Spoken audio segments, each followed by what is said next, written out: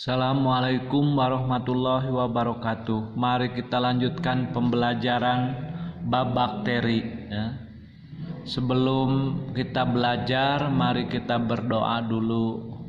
Semoga kita dalam belajar diberi kecerdasan, memahami dan bisa timbal balik dalam ilmu, pengetahuan dan teknologi ya. Kemudian yang akan dibahas dalam bakteri, pertama adalah ciri-ciri bakteri. Ya, dalam ciri-ciri bakteri ada yang disebut dengan prokariotik, artinya tidak memiliki selaput pembungkus inti sel. Ya. Kemudian berikutnya memiliki dinding sel. Ya, itu diantaranya. Itu salah satu ciri-ciri daripada bakteri. Kemudian klasifikasi bakteri. Ya. Klasifikasi bakteri dibagi menjadi ada yang disebut Spirochaeta, kemudian bakteri gram positif dan Protecbacteria dan Cyanophyta ya, itu klasifikasi bakteri. Kemudian isolasi bakteri, ada metode cawan gram atau strict plate ya, dan metode cawan tuang atau pore fluid ya. Kemudian peranan bakteri bagi kehidupan manusia, ada yang menguntungkan dan ada yang merugikan ya. Kemudian dalam pembahasan bakteri, bakteri memiliki yang berbeda, ada yang bersifat berbeda, ada yang dengan sel manusia termasuk eukariotik ya, sebab memiliki membran inti, sedangkan pada bakteri termasuk prokariotik sebab tidak memiliki membran inti ya. Bakteri merupakan organisme yang umumnya tidak berklorofil. Bakteri mempunyai diameter berukuran antara 0,5 sampai 1 pium ya, dan panjang 0,1 sampai 10 pium. Bakteri mampu hidup di berbagai media sehingga disebut juga bersifat kosmopolit. Kosmopolit itu artinya hidup di mana saja ya. Bakteri memiliki dinding sel yang berfungsi memberikan bentuk kaku pada tubuh bakteri. Berdasarkan struktur dinding selnya, bakteri menjadi kelompok bakteri gram positif dan bakteri gram negatif. Bakteri gram positif adalah kelompok bakteri yang berwarna ungu setelah diperlakukan dengan pewarnaan gram.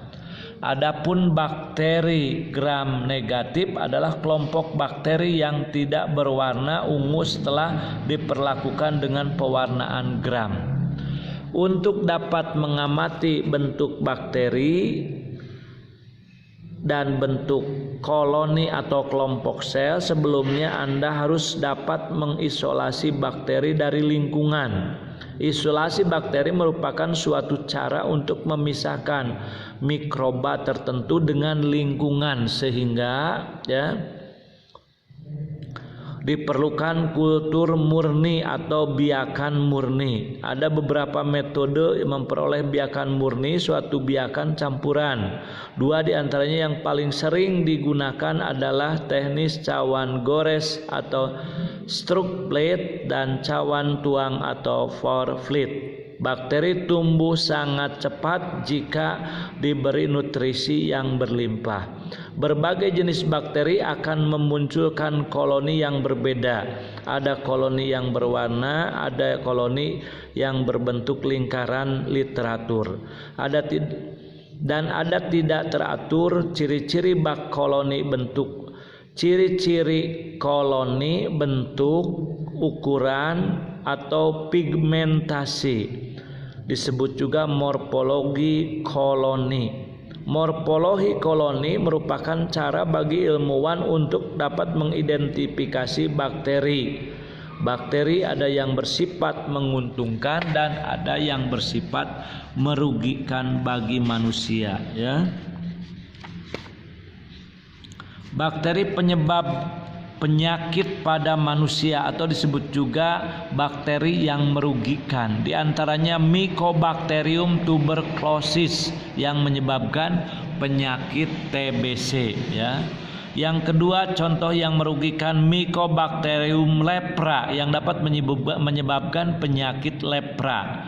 Kemudian yang ketiga, Salmonella typhosa yang menyebabkan penyakit tipes. Atau yang keempat, Shigella dysentery yang menyebabkan penyakit disentri dan sebagainya. Kemudian bakteri penyebab pada hewan umpamanya, ya. Bacillus anthracis menyebabkan penyakit antrak pada ternak, ya. Kemudian bakteri penyebab penyakit pada tumbuhan umpamanya, ya. Bakterium pepaye menyerang tanaman pepaya, ya. Bakteri penghasil racun umpamanya Pseudomonas cocconepenenan menghasilkan racun asam bongkrek pada tempe bongkrek, ya.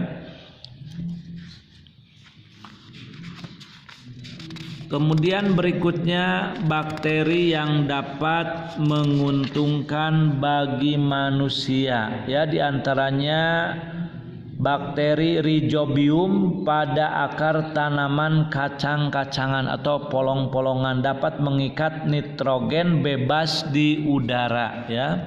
Kemudian bidang industri, Streptococcus thermophilus atau Lactobacillus bulgaricus untuk membuat yogurt atau susu asam. Kemudian bidang farmasi ada Streptococcus grises menghasilkan antibiotik streptomycin untuk memberantas bakteri TBC, ya. Kemudian ada lagi umpamanya Streptomyces olivacis untuk membuat cyanocobalamin atau vitamin B12, ya. Nah, itulah pembelajaran bab bakteri, ya. Kita pelajari, dibaca dengan paham, kemudian ada materi-materi yang tidak jelas, ya, dicatat, ya, kemudian nanti ditanyakan, ya. Untuk yang biasa kita mengerjakan tugas, ya, tugas pada bab bakteri, ya, pada bab bakteri yaitu halaman 90 dari nomor 1A, ya, sampai nomor 20, ya, pilihan ganda, ya. Kemudian halaman 92-nya kita